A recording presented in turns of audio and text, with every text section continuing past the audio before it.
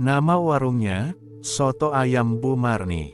Terletak di pinggir jalan desa kecil di Jawa Tengah, warung itu selalu ramai pengunjung, siang maupun malam.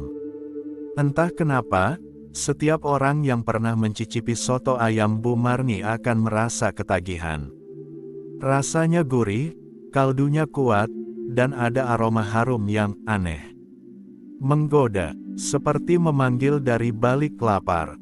Dimas, mahasiswa tingkat akhir dari kota, sedang melakukan riset kuliner untuk tugas akhirnya. Ia tertarik dengan warung ini karena rekomendasi warga yang menyebut sotonya berbeda dari semua soto di dunia. Hari itu hujan gerimis. Dimas tiba di warung sekitar pukul 8 malam. Warung sudah penuh, padahal jam makan malam sudah lewat. Anehnya, hampir semua pengunjung makan dalam diam. Tak ada yang bicara, mereka hanya menunduk dan menyeruput kuah dengan lahap, seolah sedang berada dalam ritual. Bu Marni, wanita parubaya dengan kerudung kusam dan senyum tipis, menyambut Dimas dengan ramah. "Kamu baru ya, dari luar desa?" "Iya, Bu, saya mahasiswa, mau coba sotonya, katanya enak banget." Bu Marni hanya mengangguk. Ia menyendokkan soto dari panci besar yang mengepul. Saat tutup pancinya dibuka, aroma yang tajam langsung menyergap. Bukan hanya aroma kaldu ayam, tapi ada sesuatu yang lain. Seperti bau darah segar yang samar. Tapi Dimas tak bisa berhenti mengendusinya. Aromanya menggoda seperti hipnotis. Saat mangkuk disajikan, Dimas langsung menyuap tanpa berpikir panjang. Baru 2 sendok, matanya melebar. Ini bukan soto biasa. Ada rasa yang begitu kuat, begitu dalam, dan seperti membawa perasaan aneh. Seperti ia sedang diawasi, seperti ada yang mengintip dari dalam kuah. "Enak ya?" tanya Bu Marni pelan, matanya tajam menatap Dimas. Dimas hanya mengangguk, tapi tubuhnya merinding. Malam itu, Dimas tak bisa tidur. Setiap kali memejamkan mata, ia melihat dapur warung Bu Marni. Ia melihat panci besar yang mendidih, dan bayangan hitam berdiri di belakangnya, memegang pisau, sambil tersenyum. Keesokan paginya, Dimas mendatangi warung lagi untuk mewawancarai Bu Marni. Tapi warung itu tutup. Seorang kakek di seberang jalan berkata, "Warung itu memang suka begitu. Tutup mendadak, kadang sehari, kadang seminggu. Tergantung, apakah tumbalnya sudah cukup." "Tumbal?" Dimas terkejut. Kakek itu menatapnya lama. "Nak, kamu orang luar. Jangan terlalu dalam. Soto itu bukan makanan biasa. Sudah banyak yang hilang setelah makan di sana." Dimas menelan ludah. Kepalanya mulai pusing. Ia tiba-tiba merasa mual. Ia berlari ke kamar mandi penginapan dan muntah. Tapi yang keluar bukan makanan, melainkan gumpalan rambut hitam panjang dan serpihan kuku manusia. Dimas terduduk lemas di lantai kamar mandi penginapan. Tangannya gemetar, matanya menatap ngeri pada gumpalan rambut dan serpihan kuku yang baru saja ia muntahkan. Ini tak masuk akal. Ia tak mungkin menelan itu semalam, bukan? Ia mencoba menenangkan diri. Mungkin aku kecapean, mungkin aku stres. Tapi bau amis masih menempel di langit-langit hidungnya. Dan lebih mengerikan lagi, di dalam kaca kamar mandi, ia melihat sesuatu. Bayangan samar seorang perempuan berambut panjang berdiri di belakangnya. Tapi ketika Dimas menoleh, tak ada siapapun. Malam harinya, Dimas memutuskan untuk kembali menyelidiki warung Bu Marni. Warung itu masih tutup, tapi pintu belakang yang menuju dapur terbuka sedikit. Hatinya ragu, tapi rasa penasaran lebih kuat dari rasa takut. Perlahan, ia melangkah masuk ke dapur. Dapur itu gelap, hanya diterangi cahaya lilin-lilin kecil yang tertancap di sudut-sudut ruangan. Di tengahnya, ada panci besar yang sama seperti semalam. Tapi kali ini tidak mendidih. Justru di sekitarnya ada lingkaran garam kasar, bunga-bunga kering, dan potongan tulang kecil. Di dinding, tergantung foto-foto lusuh para pelanggan. Beberapa di antaranya adalah orang yang Dimas lihat semalam di warung. Matanya melebar ketika melihat foto terakhir dirinya sendiri. Foto itu seperti baru dicetak. Mulut Dimas gemetar. "Sudah kutebak kamu akan kembali." Suara itu membuat bulu kuduknya berdiri. Bu Marni muncul dari balik tirai dapur, wajahnya tak lagi ramah.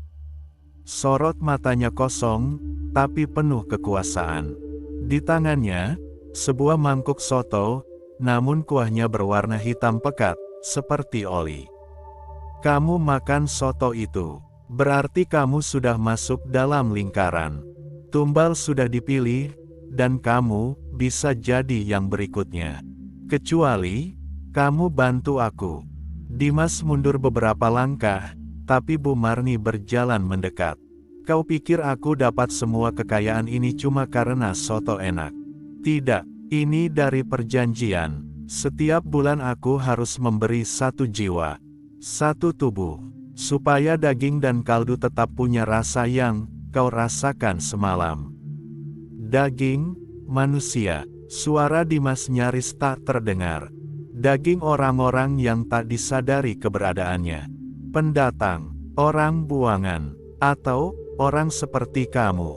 Tiba-tiba dari arah belakang Bu Marni, muncul sosok tinggi besar berwajah rusak, seperti mayat terbakar. Ia menggeram pelan sambil menyeret karung goni yang berlumuran darah. Dimas berbalik lari, namun pintu belakang sudah terkunci. Ia terjebak di dalam dapur neraka itu. Tapi sebelum Bu Marni menyentuhnya, sosok lain, wanita berbaju putih dengan wajah pucat, muncul dari sudut ruangan. Wanita itu berteriak nyaring hingga lampu lilin padam seketika. Tubuh Bu Marni terpental ke belakang. Sosok tinggi besar itu meraung dan menghilang dalam asap. Dimas pingsan. Ketika ia terbangun, pagi sudah datang. Ia berada di luar warung. Tapi warung itu sudah tak ada. Yang tersisa hanya lapak kosong dan abu. Namun di saku bajunya, ia menemukan secarik kertas dengan tulisan tangan. "Belum selesai. Kamu masih ditandai." Dimas duduk di dalam bas antar kota dengan wajah pucat dan mata kosong. Kepalanya penuh pertanyaan. Ia tak tahu apa yang sebenarnya terjadi malam itu. Warung yang hilang, makhluk tinggi besar, suara jeritan perempuan, dan secarik kertas di sakunya yang bertuliskan, "Belum selesai. Kamu masih ditandai." Bas berjalan pelan menyusuri jalan desa. Dimas menoleh keluar jendela, dan tubuhnya langsung membeku. Di antara pepohonan, ia melihat sosok Bu Marni berdiri diam, menatapnya tanpa ekspresi. Tapi mata Bu Marni kini hitam sepenuhnya. Mulutnya bergerak pelan, membisikkan sesuatu yang tak terdengar. Sesampainya di kos, Dimas mencoba menenangkan diri. Ia menyimpan semua catatan dan dokumentasi tentang warung soto itu, berniat melupakannya. Tapi malam harinya, sesuatu yang jauh lebih mengerikan terjadi. Pukul 3 dini hari, Dimas terbangun oleh bau soto yang sangat kuat memenuhi kamar kosnya. Padahal ia tak memasak apa-apa. Perlahan, ia bangkit dan membuka pintu dapur kecil di dalam kamar. Di sana, di atas kompor yang tak dinyalakan, ada mangkuk soto. Lengkap dengan uap panas dan potongan daging. Dimas tak tahu dari mana asalnya. Ia membuang mangkuk itu keluar jendela. Tapi saat ia kembali ke kamar, mangkuk itu ada lagi di atas mejanya. Kali ini, ada suara lirih dari dalam kuah. "Tolong, keluarkan aku." Dimas mendekat perlahan. Ia melihat bayangan wajah seseorang di dalam kuah. Wajah perempuan muda, pucat, menangis. Mulutnya terus bergerak meminta pertolongan. Dimas langsung mengambil air wudhu dan membacakan ayat-ayat Al-Quran yang ia ingat. Tapi soto itu malah mendidih sendiri, lalu meledak. Kuah panas menyembur ke dinding, dan di dinding itu muncul tulisan dari darah. "Jangan campuri," atau kau yang berikutnya. Keesokan harinya, Dimas mulai menyelidiki lebih dalam. Ia mencari arsip warga sekitar, mencoba mencari tahu siapa saja yang pernah bekerja di warung Bu Marni. Ia mendatangi kantor desa dan bertemu dengan seorang pria tua penjaga arsip, Pak Harjo. Saat Dimas menyebut nama Bu Marni, wajah Pak Harjo langsung berubah pucat. Warung itu harusnya sudah ditutup sejak 12 tahun lalu. Sejak kasus pembunuhan yang tak terungkap. "Pembunuhan?" tanya Dimas tegang. Pak Harjo menunjukkan koran lama yang memberitakan hilangnya 4 orang perempuan muda yang sempat bekerja di warung itu. Salah satunya bernama Rina, mahasiswi dari luar kota yang sedang KKN di desa tersebut. Ada warga yang pernah bilang, malam sebelum Rina hilang, dia mengeluh karena dapur warung Bu Marni bau busuk. Sejak saat itu, dia tak pernah terlihat lagi. Dan anehnya, sejak Rina menghilang, warung sotonya malah makin ramai. Dimas merinding. Wajah perempuan yang ia lihat di dalam kuah semalam, sangat mirip dengan foto Rina di koran tua itu. Berarti, yang minta tolong padanya bukan halusinasi. Itu arwah yang terjebak di dalam soto. Dan kini, Dimas sadar, ia bukan hanya penikmat terakhir, tapi mungkin satu-satunya yang bisa membongkar semuanya. Tapi satu hal yang belum ia sadari, ia juga sedang diburu. Dimas tak lagi bisa tidur. Ia pindah ke sebuah penginapan murah di kota sebelah, mencoba menghindari teror dari warung soto itu. Tapi malam di penginapan justru menghadirkan mimpi-mimpi yang lebih mengerikan. Dalam mimpinya, Dimas berjalan di lorong panjang penuh pintu. Setiap pintu yang ia buka, berisi orang-orang tengah makan soto sambil menangis. Daging dalam mangkuk mereka menggeliat, seperti masih hidup. Dari dalam mangkuk, muncul tangan-tangan kecil yang meraih, mencakar, dan berteriak minta tolong. Dimas terbangun dengan keringat dingin. Napasnya sesak. Ia melihat jam, pukul 3 dini hari. Saat menoleh ke arah meja, mangkuk soto itu muncul lagi. Tapi kali ini, bukan hanya uap panas yang keluar. Asap hitam pekat perlahan membentuk sosok perempuan berambut panjang, wajahnya penuh luka, dan tubuhnya compang camping. "Itu Rina. Aku dikorbankan, aku disayat hidup-hidup, karena aku tahu rahasia dapur itu." Dimas ingin berteriak, tapi tubuhnya tak bisa digerakkan. Rina mendekat, suaranya lirih namun penuh desakan. Bu Marni belum mati, dia hanya bersembunyi, dan akan kembali untuk menagih tumbal barunya. Tiba-tiba lampu penginapan padam. Jeritan terdengar dari kamar sebelah. Brak, brak, brak, pintu-pintu kamar mulai dibuka paksa satu persatu. Para tamu menjerit, ada sesuatu, atau seseorang, yang masuk ke penginapan malam itu.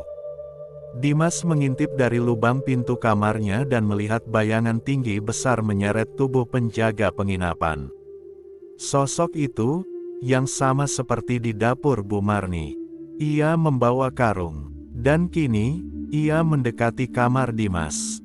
Dek, pintu kamar Dimas digedor keras. Gedoran kedua lebih kuat, lalu suara serak terdengar dari balik pintu. "Giliranmu, Dimas." Dimas mundur ketakutan, mencari jalan keluar. Ia membuka jendela dan melompat ke belakang penginapan. Kakinya terkilir, tapi ia terus berlari, diburu oleh jeritan dan suara langkah berat dari belakang. Ia lari ke hutan kecil di dekat penginapan. Di tengah gelap dan kabut, Dimas menemukan pondok tua yang tampak terbengkalai. Ia bersembunyi di sana, bernapas cepat sambil menutup mulutnya. Tapi saat ia menoleh ke dinding pondok, ada lukisan-lukisan wajah para korban warung soto Bu Marni. Semua dengan mata kosong dan ekspresi ketakutan. Di tengah lukisan itu, ada gambar Dimas, dengan leher tergorok dan senyum mengerikan tercetak di wajah mayatnya. Dimas menjerit, dan dunia sekitarnya menjadi gelap total. Ketika ia membuka mata, ia sudah tak berada di pondok, tapi di dapur warung Bu Marni yang lama, dengan panci besar di depannya. Api menyala, kuah mendidih, dan di balik bayangan panci, muncul Bu Marni, tersenyum. "Selamat datang kembali, tumbal yang lolos." Dimas menatap Bu Marni dengan tubuh gemetar. Ia ingin berteriak, tapi mulutnya terasa terkunci. Ruangan dapur itu berbau amis dan busuk. Daging mentah tergantung di atas, dan panci besar mendidih dengan suara mendesing seolah menyambut kedatangannya. "Kenapa aku?" Suara Dimas akhirnya keluar pelan. Bu Marni berjalan perlahan ke arahnya, sambil memegang pisau besar berlumur darah. "Kau menyantap sotonya, kau menikmati tumbal kami, maka kau terikat, dan satu-satunya jalan keluar," ia menyeringai, "adalah dengan menggantikan posisiku." Dimas ternganga. "Apa maksudmu?" Bu Marni menancapkan pisaunya ke talenan kayu, membuat suara keras menggema. "Waktuku hampir habis. Aku butuh penerus. Darah segar, jiwa yang haus akan rahasia, dan kau terlalu penasaran, Dimas." Tiba-tiba, dari balik kegelapan dapur, muncul 4 sosok korban sebelumnya, termasuk Rina. Mata mereka kosong, wajahnya muram, tubuhnya dibalut pakaian compang camping. Mereka tak bicara, hanya berdiri menatap Dimas seolah meminta keadilan, atau penebusan. "Kalau aku menolak?" tanya Dimas dengan suara bergetar. Bu Marni mendekat, menatap langsung ke matanya. "Maka tubuhmu akan jadi bagian dari kuah berikutnya." Dengan cepat, tangan Bu Marni menyambar pisau dan mencoba menghunuskannya. Dimas berguling, menghindar, dan meraih panci kecil berisi kuah mendidih lalu menyiramkannya ke arah Bu Marni. "SREZZZ." Tapi tubuh Bu Marni tak terbakar. Sebaliknya, ia menyerap kuah itu, dan kulitnya menjadi makin merah dan mengeras seperti arang. "Ini bukan kuah biasa, Nak, ini darah yang telah dikutuk." Dimas berlari keluar dapur, tapi setiap pintu yang ia buka selalu membawanya kembali ke dapur yang sama. Seolah ia terjebak di dimensi warung pesugihan yang tak memiliki jalan keluar. Putus asa, Dimas menunduk. Tapi saat ia menatap kembali wajah arwah Rina, sosok itu menunjuk ke sebuah laci tua di bawah tungku api. Dimas segera membuka laci itu, dan menemukan kitab tua berbalut kulit manusia. Halaman depannya bertuliskan, "Perjanjian Dapur Iblis 1964. Ia membacanya cepat-cepat. Di dalamnya tertulis sebuah ritual pemutus perjanjian, tapi dengan satu syarat. Harus ada yang menggantikan tumbal. Dimas menatap Bu Marni, lalu ke sosok-sosok arwah yang mengelilinginya. Mereka mulai berbisik, menyuruhnya menyelesaikan ritual itu. Dengan darah dari tangannya yang terluka, Dimas menuliskan nama Bu Marni di halaman terakhir kitab. Suasana sekitar langsung bergetar. Api di dapur menyala tinggi. Panci-panci meledak, dan tubuh Bu Marni mendadak membusuk cepat, lalu berubah menjadi abu hitam pekat. Jeritan Bu Marni menggema keras. "Belum selesai, warung ini tak akan pernah mati." Lalu hening. Dimas terhempas keluar dari bangunan dapur yang kini roboh. Nafasnya tersengal, tubuhnya penuh luka. Tapi ia selamat, atau begitulah pikirnya. Tapi sebelum ia pingsan, suara lirih terdengar di telinganya. "Satu hari, kau akan lapar lagi, Dimas. Dan saat itu tiba, kami akan menunggumu." Sudah 2 minggu sejak kejadian di warung soto itu. Dimas masih hidup, secara fisik. Tapi batinnya hancur. Ia kini tinggal di sebuah rumah kontrakan sederhana, jauh dari kota. Ia menghindari media, menghindari orang, dan terutama, menghindari makanan soto. Namun, rasa lapar itu aneh. Tak bisa ditahan. Tak ada makanan yang bisa mengenyangkan perutnya. Bahkan ketika ia makan dalam jumlah banyak, nasi padang, mie instan, ayam goreng, semuanya seperti menghilang di perut tanpa memberi rasa kenyang. Dimas mulai merasakan perubahan. Tubuhnya makin kurus, matanya cekung, dan tiap malam, ia mendengar bisikan dari dapur. "Masaklah, soto itu, masaklah." Hingga suatu malam, ia menemukan dirinya berdiri di dapur, tanpa sadar telah memotong daging, dan kuah rebusan soto mendidih di atas kompor. Padahal, ia yakin tidak pernah membeli bahan apapun. "Apa ini?" bisiknya ketakutan. Ia membuang panci itu, namun malam berikutnya, soto itu kembali muncul, panas, lengkap dengan uap dan aroma menggoda. Kini, rasa lapar itu terasa seperti siksaan neraka. Akhirnya, Dimas menyerah. Dengan tangan gemetar, ia mencicipi satu sendok. Dan saat itu juga, matanya membelalak. Rasanya luar biasa, bahkan lebih nikmat dari soto Bu Marni dulu. Tapi ketika ia menoleh ke meja, ia melihat foto yang tak pernah ia taruh di sana, foto seorang anak kecil dari kampung sebelah yang hilang minggu lalu. Wajahnya sama persis dengan daging di panci. Dimas muntah sejadi-jadinya, tapi rasa lapar itu justru makin menguat. Suara-suara gaib menggema di rumah kontrakannya. "Kau sudah memulai, sekarang kau harus terus memberi makan, atau kau yang akan dimakan." Malam itu, Dimas mimpi buruk.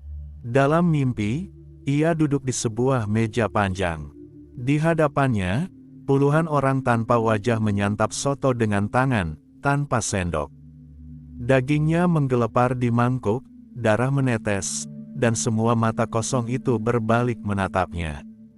"Gantian kamu yang masak," bisik salah satu dari mereka, suaranya berat dan penuh kutukan. Ketika Dimas terbangun, ia melihat kitab kuno Bu Marni telah muncul di meja dapur. Dan halaman terakhirnya telah berubah. Bukan nama Bu Marni lagi yang tertulis, tapi Dimas Wiryawan. Dimas tak bisa tidur. Setiap kali ia memejamkan mata, ia kembali ke meja panjang itu, meja setan dengan daging hidup yang terus disajikan. Ia bangun dengan nafas terengah, keringat dingin membasahi tubuh, dan selalu dalam posisi berdiri di dapur. Seolah dapurnya kini adalah tempat iblis bertahta. Tak tahan dengan rasa lapar yang terus menyiksanya, Dimas mulai membuka kembali kitab kutukan yang muncul entah dari mana itu. Di halaman-halaman tengah, ia menemukan bagian yang tak sempat ia baca, sumpah pewaris dapur neraka. Syaratnya jelas. 1. Mewarisi dapur pesugihan. 2. Menyajikan soto dari daging manusia. 3. Semakin banyak yang makan, semakin besar kekuatan dan perlindungan. 4. Jika tak memenuhi tumbal, jiwa sang pewaris akan dilahap perlahan, dimulai dari rasa lapar abadi. Dimas terdiam. Ia tahu ini gila, tapi tubuhnya makin kurus, pikirannya makin kabur. Dalam keputusasaan, ia mulai membuka warung kecil di kampung yang baru. Ia beri nama, Soto Ayam Dimas, resep warisan kuno. Orang-orang mulai berdatangan. Awalnya hanya beberapa, tapi setelah mencicipi, mereka kembali lagi, dan membawa lebih banyak orang. Rasanya terlalu lezat untuk bisa dijelaskan. Satu demi satu, tubuh-tubuh hilang di kampung. Orang tua, pengangguran, gelandangan, tak ada yang menyangka warung soto itu menyimpan rahasia kelam. Dimas mulai kaya, uang datang deras. Warungnya viral di TikTok, di review akun kuliner, antrean selalu panjang. Tapi tak ada yang tahu, daging ayamnya bukan dari pasar, melainkan dari tumbal yang dikirim secara gaib oleh arwah Bu Marni. Tapi ketenangan itu tak lama. Suatu malam, seorang anak kecil datang sendirian. Ia duduk, memesan soto. Tapi ketika Dimas mengantar mangkuk, anak itu tak menoleh. "Aku tahu siapa kamu," ucap si anak dengan suara tak wajar. Wajahnya tiba-tiba berubah menjadi wajah Rina yang hancur penuh darah. "Arwah yang kau korbankan belum pergi, Dimas, kami semua ada di sini. Menunggu saat kau tergelincir." Lalu ia menghilang. Dimas terkejut. Pelanggan lain masih makan seperti biasa, seolah tak melihat apapun. Tapi satu hal berubah malam itu, kuah soto di panci menjadi hitam. Aroma amisnya menusuk, dan asapnya membentuk wajah-wajah arwah yang dulu dikorbankan Bu Marni. Dimas mulai kehilangan kendali. Ia bukan hanya lapar secara fisik, kini jiwanya juga haus darah. Dimas makin terpuruk. Setiap malam, rumahnya kini dihantui suara-suara dari neraka. Dinding dapur berdarah, aroma busuk dari kuah soto yang dulu harum kini membuat orang muntah, dan panci-panci bergemetar seperti menyimpan roh yang meronta. Dimas tahu satu hal pasti, waktunya hampir habis. Dalam kitab kutukan itu, tertulis jelas, saat pewaris mulai melihat wajah korban di kuahnya sendiri, maka saatnya telah tiba. Ia akan menjadi bagian dari dapur, bukan penguasa, tapi sajian terakhir. Dimas mencoba kabur. Ia tinggalkan warungnya, bakar semua yang ada. Tapi api itu tak melahap, malah berubah jadi asap tebal berbentuk tangan-tangan hitam yang mengejarnya di jalan. Ia berlari ke hutan, bersembunyi, tapi bisikan itu terus menyusul.